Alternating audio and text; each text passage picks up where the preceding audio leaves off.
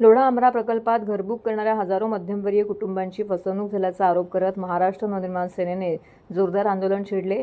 नागरिकांनी लोढामध्ये घर घेण्यासाठी आगाऊ पैसे भरलेत। यामध्ये गरीब रिक्षा चालकांपासून ते छोटा मोठा व्यवसाय करणाऱ्या महिलांचाही समावेश आहे। या नागरिकांनी लाखो रुपये ॲडव्हान्स म्हणून भरले होते, मात्र बँकेकडून कर्ज मंजूर न झाल्यामुळे घरांची बुकिंग रद्द करण्याची विनंती करण्यात आली। लोढा बिल्डरने नागरिकांचे पैसे परत देण्यास नकार दिला। यामुळे नाराज झालेल्या ग्राहकांना न्याय मिळवून देण्यासाठी मनसे रस्त्यावरती उतरली। मनसेचे ठाणे पालघर जिल्हा अध्यक्ष अविनाश जाधव व शहर अध्यक्ष रवी मोरे यांच्या नेतृत्वाखाली मनसे पदाधिकाऱ्यांनी बिल्डरच्या कार्यालयासमोर घोषणाबाजी करत निषेध नोंदवला। मनसेने प्रशासनाकडेही तक्रार दाखल करून कारवाईची मागणी केली असून गरज पडल्यास न्यायालयात जाण्याचा इशाराही दिला होता। या प्रकरणामुळे हजारो मध्यमवर्गीय कुटुंबाची आर्थिक अडचण वाढली असून बिल्डरकडून त्वरित परतावा मिळावा अशी जोरदार मागणी होत आहे। आंदोलनाचा पवित्रा घेतलेला आहे, काय नेमकं प्रकरण आहे आणि जर मागणी पूर्ण नाही झाली तर मनसेचं पुढचं मराठी माणसाचा प्रश्न ऐरणीवरती आलेला आहे। मी तुम्हाला सांगतो, लोढा बिल्डर हा हजारो मराठी तरुणांना फसवण्याचं काम करतोय। अनेक तरुण आणि हे लोक आकर्षित ऑफर तयार करतात की गरिबांसाठी स्वस्तात घर, आरामात पैसे द्या, कमवून पैसे द्या, असे वेगवेगळे ऑफर करतात।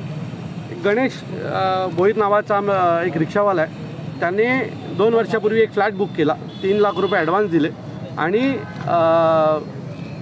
त्याने लोनला प्रोसेस केली आणि त्याचं लोन झालं नाही म्हणून तो बुकिंग रद्द करायला आला। त्यांनी सांगितलं बुकिंग रद्द करून तुमची काय इनिशियल जी अमाऊंट आहे ती कट करा आणि माझे पैसे परत करा।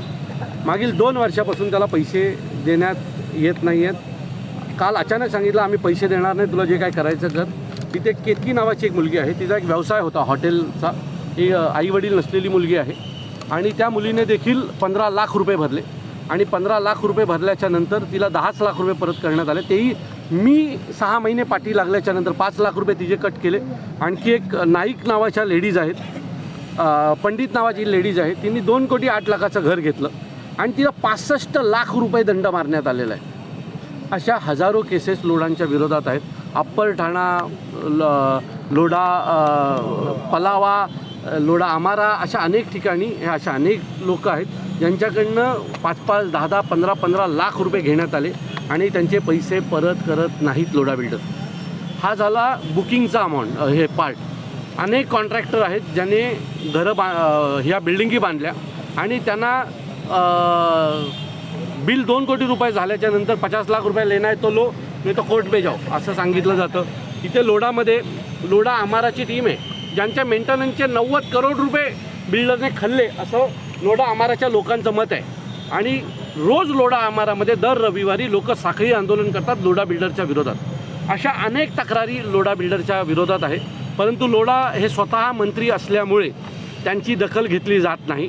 आणि मी स्वतः 1 वर्ष झाला गणेशच्या पैसे मिळावेत यासाठी पाठपुरावा करतो आहे, परंतु लोढा बिल्डर आम्हाला कुठल्याही प्रकारचं न्याय मिळवून देत नव्हता। म्हणून आज बाबासाहेब आंबेडकरांनी जो मार्ग दिला आहे त्या मार्गाचा वापर करून आम्ही आज आंदोलनाला बसलेलो आहोत आणि जोपर्यंत सर्व लोकांचे पैसे दिले जात नाहीत तोपर्यंत आज आम्ही इथनं जाणार नाही। सर, जर मागणी पूर्ण नाही झाली तर काय नेमकं पाऊल असणार आहे आणि किती जणांचा फसवणूक जी आहे? असे अनेक लोक आहेत। म्हणजे आता तुम्हाला सांगतो, पंडित म्हणून एक महिला आली, त्यांचा फोन आला, 65 लाख रुपये दंड।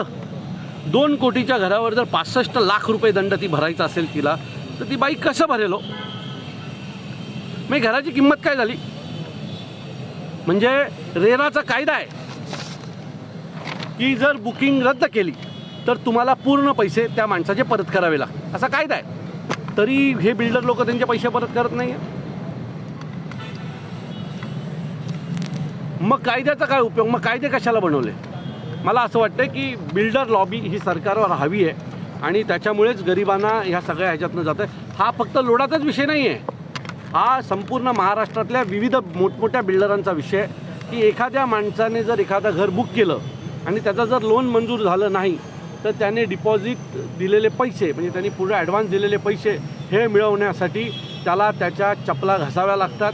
त्यांना काही लोकांना चपला घासून अर्धे पैसे मिळतात, काही लोकांना तर पैसेच मिळत नाही। लोक शेवटी कंटाळतात आणि बाजूला टाकतात। अनेक लोकांनी तर दागिने घाण ठेवतात, त्यांच्या अट्रॅक्टिव्ह ऑफरला हे लोक बळी पडतात, दागिने घाण ठेवतात आणि दागिने पण जातात आणि घर पण मिळत नाही।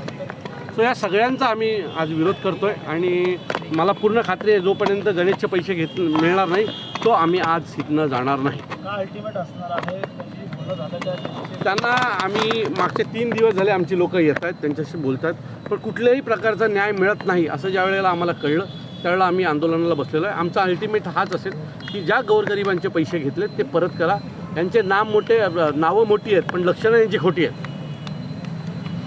गरिबांना फसवणं, गोरगरीब जनतेचा विचार न करतं रिक्षावाले आहेत, काही भांडी घासणाऱ्या महिला आहेत, काही कुठेतरी मिडल क्लास 25,000ची नोकरी करणारी लोकं आहेत, या सगळ्यांची फसवणूक लोढा बिल्डरकडनं होतं. आमचा गण्या जर 3 लाख रुपये जर त्यांनी दिले 2-3 लाख रुपये दिले असतील तो दिवसाला सकाळी 8 वाजता रिक्षा काढतो, संध्याकाळी 7 वाजेपर्यंत रिक्षा चालवतो, त्याला 1,000 रुपये मिळतात. आता तुम्ही डिवाईड करा 3 लाख भागिले 3 लाख करा म्हणजे 300 दिवस गण्याने मेहनत केल्याची कमाई याला खाऊन देणार आहे आम्ही. 300 दिवस लागले त्याला 3 लाख रुपये कमवायला. आम्ही याला खाऊन देणार नाही लोढाच्या घशातनं ते पैसे काढणार म्हणजे काढणार.